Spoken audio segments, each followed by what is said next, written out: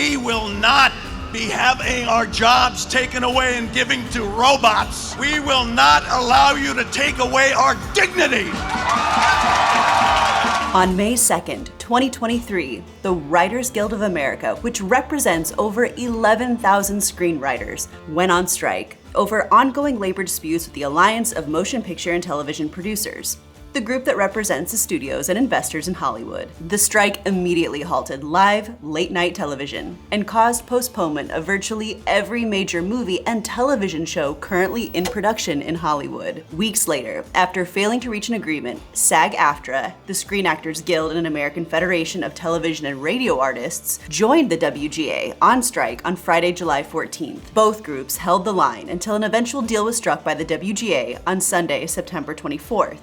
146 days of labor stoppage, making it the second longest strike in Hollywood history.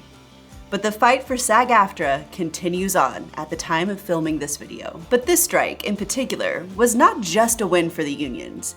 Instead, what it illustrated was exactly what happens when you piss off perhaps the most well-known and wealthy group of individuals in America, and simultaneously take away the one thing Americans love the most: entertainment. Are you not entertained?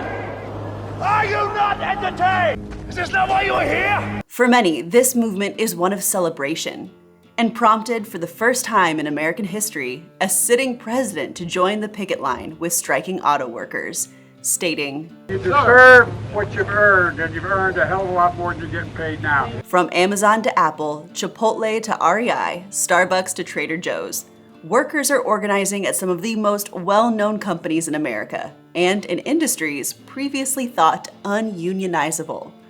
They're also doing so against the tide of a decades-long decline in union membership, which led to eviscerated benefits and wages that haven't kept pace with the cost of living. Unions, it seems, are finally posed to make a comeback in America. But all of this kind of begs the question: why did unions become so unpopular in America in the first place? After all, unions are a cornerstone of the modern European workforce. Today, more than 2/3 of workers in Denmark, Sweden, and Finland are union members. In France and Austria, a minority of workers are in unions, but 98% are covered by collective bargaining contracts. And in Germany, unions are credited as being the backbone of our resilient economy, with unions having a seat at the table at most German companies. And as a consequence, they not only advocate for higher wages, they also fight to keep the companies alive, and therefore keep jobs in Germany. So what exactly is so different between the ways that unions organize on either side of the Atlantic? And what ultimately could the United States learn about the ways unions work and are successful here in Europe? Well, let's take a look.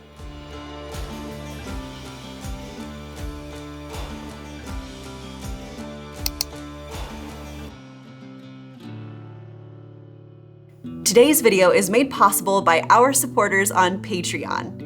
If you would like to gain early access to videos before they're uploaded to YouTube, as well as participate in exclusive Q&A sessions with me, please consider supporting my channel at patreon.com/typeashton.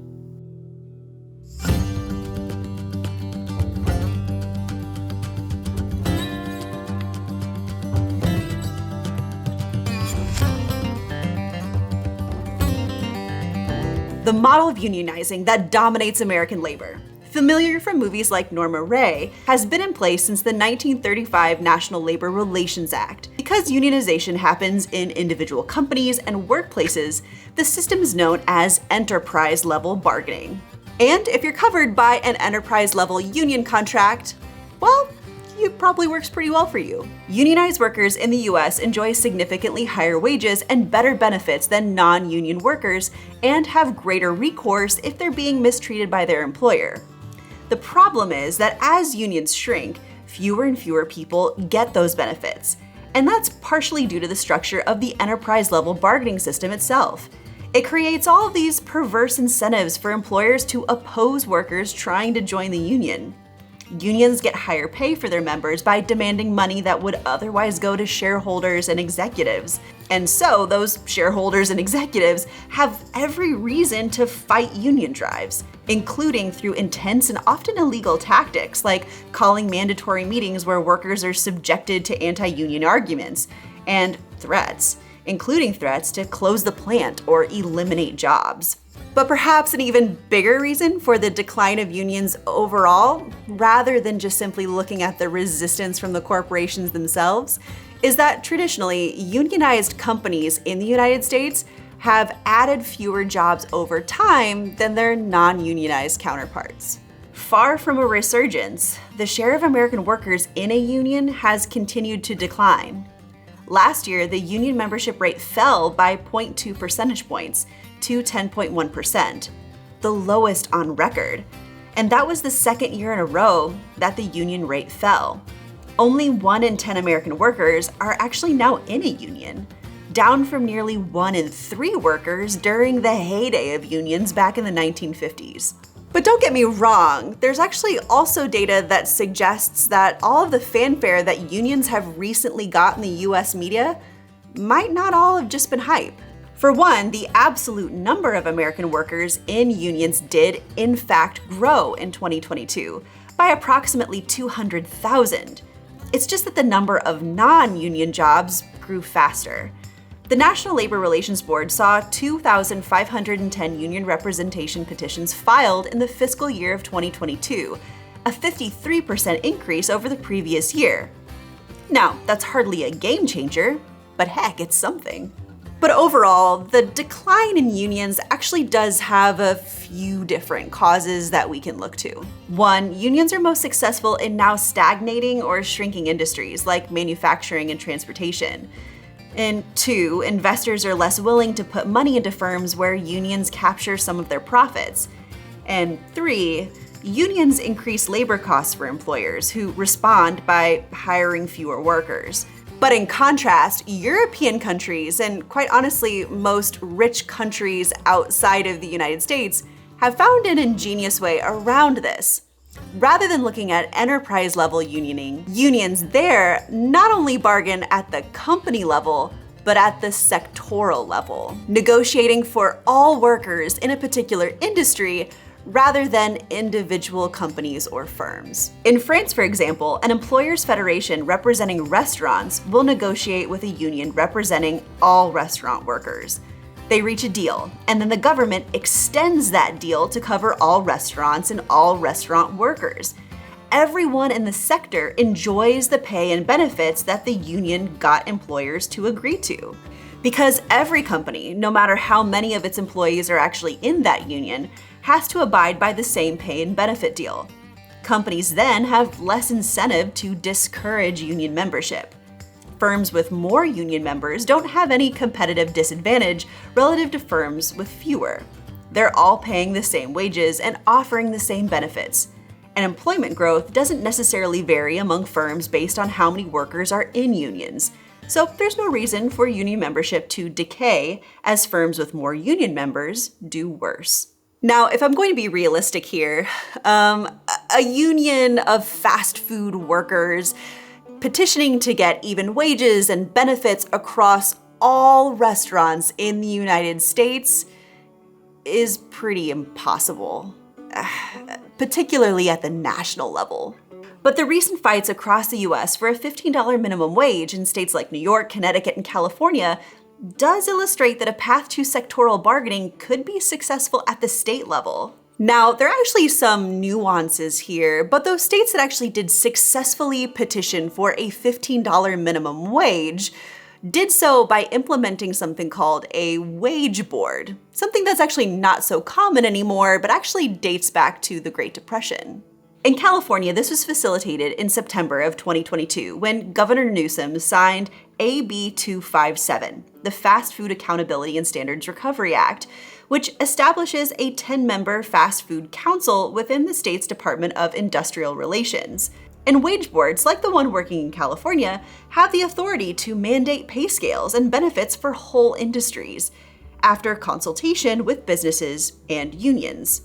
And that's an awful lot like how European countries implement sectoral bargaining. But the fact that this could happen at the state level is pretty important. Even modest labor law reform efforts like the Wage Act, which would have authorized tougher penalties for employer violations of existing laws protecting workers, have pretty much been dead on arrival in Congress. And in a way, sectoral bargaining is a natural extension of alt-labor approaches that have become popular in the labor movement in the last decade.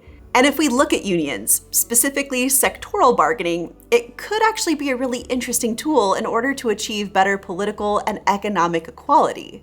And maybe it could be the fix we need to stop the downward spiral that's been happening with unions in the United States for decades now. Studies show that sectoral bargaining significantly increases the number of workers covered by collective agreements that lead to higher wages, better benefits, and safer working conditions.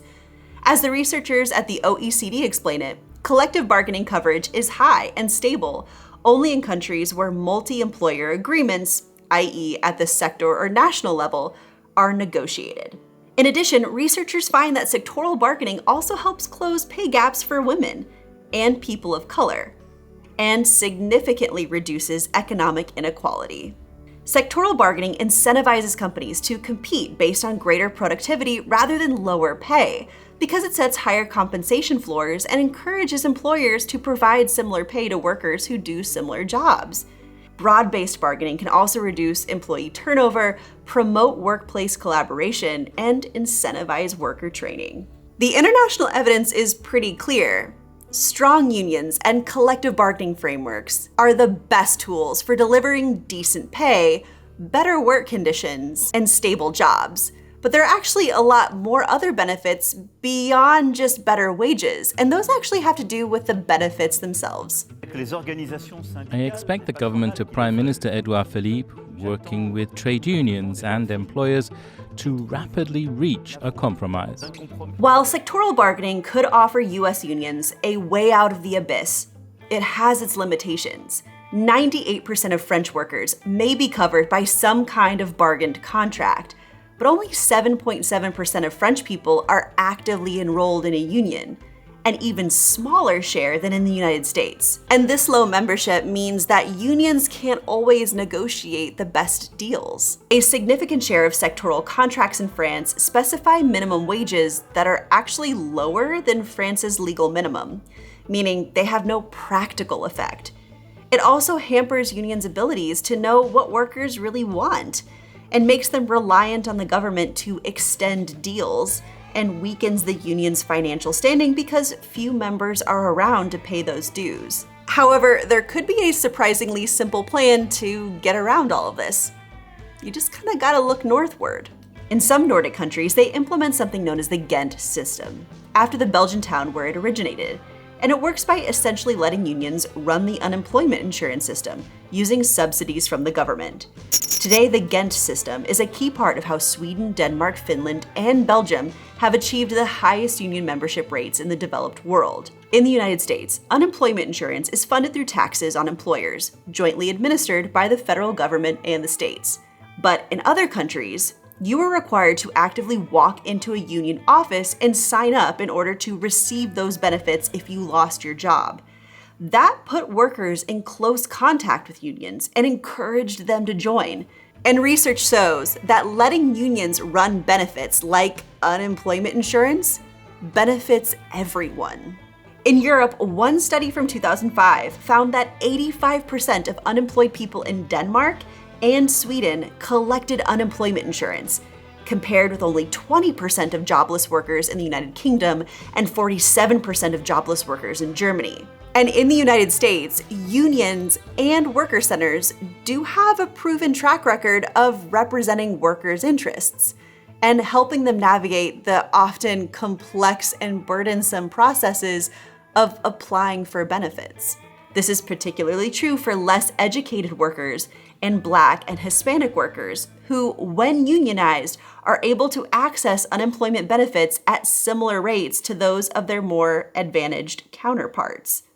The European economy is doing better than the German economy. Germany is the sick man of Europe in the moment. Now, way back in 1999, The Economist magazine published an article originally penned by Dr. Holger Schmieding, which called Germany the sick man of Europe. Now, at that time, the German economy had just emerged from a technical recession and was projected to grow much more slowly than other major European economies. Citing high taxes and the high cost of labor, German firms were tempted to move production to Southern and Eastern Europe, which threatened to increase an already pretty high unemployment rate. But over the course of the past couple decades, unions and employers and the German states really have worked together to try to adapt and figure out a way to pick their economy up and make it work. Germany was able to greatly reduce its labor costs and encourage German companies to stay home, halting the decline of German manufacturing, thanks in large part to unions. Recognizing the threat to the German industry at the time, unions voluntarily accepted wage moderation in the early 2000s. Combine this with the benefits of a cheap euro, and these lower wages then made Germany much, much more competitive. And we see this benefit come out again anytime major global markets enter into a recession. Back in 2008, the effect of the recession had dramatically different effects on the German economy than it did on the US economy. Compared to the United States, German employers were far more likely to reduce their workers' hours and then hire them back full-time when the recession ended and demand returned. Whereas in the US, companies tend to shed workers in lean times and are slow to rehire, resulting in greater long-term job losses. Now, on the public side of things, the German system has an unemployment insurance system called short-time compensation, and it pretty much does what the name suggests, compensating workers when their hours are reduced. And thus firms can continue to pay their workers, and the unemployment system will compensate those firms. In short, it incentivizes them to hold on to their workers. The system also pays for their social insurance benefits, so things like healthcare and retirement benefits don't end up costing the firms quite in the same way they would if they didn't get help from the government. But German companies took this one step further. Over the course of the past few decades, German employers working together with organized labor unions and the state have come up with the system of what some business experts have coined their flexible working time toolkit. And one particular tool in this toolkit is something called working time accounts, which essentially work as time banks. And it's something that Germany's unionized workforce has agreed to as a concession for job security. And essentially the idea is, we'll work overtime hours without demanding overtime pay, so long as you bank those hours. And obviously, you only work overtime when time is good and demand is high, and so you're banking hours. And then if you need to cut hours back, rather than cutting workers' regular pay, they'll just get that pay later when times are bad. Now, it might not be so obvious how something like this would actually lead firms to keep workers or to have firms resist just letting workers go. But the details are actually there if you read into what the union actually negotiated. Employers have to pay those workers everything that is left in those accounts, plus a severance if they were to fire those workers during downtimes. So it really incentivizes the employer to hold on to those workers rather than let them go because, quite frankly, it's probably cheaper. And this crucial part of labor negotiations, particularly between the unions and the German firms, really comes down to this much longer term outlook that they take when looking at their jobs and when negotiating various benefits. And it really relates to kind of what I talked about at the beginning of this chapter. German employers and German unions are much more coordinated in terms of developing this high skills workforce. And so employers have a real incentive to hold on to those employees because they have put real time and money and energy into making sure those employees can deliver exactly what they need. And we don't do that in the United States in large. We just don't. I mean, sure, we might have a handful of model companies that do good by their employees, but honestly, on a whole, workforce development is the purview of the states, the counties, and community colleges. It's kind of all over the place. There's no real incentive to hold on to your workers because you can always, well, hopefully, find another one. Now, I would argue that's really short-term thinking, and in the end, American companies are paying for it in the long run, whether you're looking at recruitment or retraining after all of those layoffs take place. But that long view in Germany is really what I think is leading to their long-term success, and ultimately what is helping their labor market to perform better. And advantages like these, I just don't think are talked enough about when you look at the total effect of unions. Unions in countries like Germany truly have a seat at the table, and often are just as invested in the long-term longevity and success of the business as they are in worker benefits and wages. Companies invest in their workers, and the workers have a vested interest in the success of the company.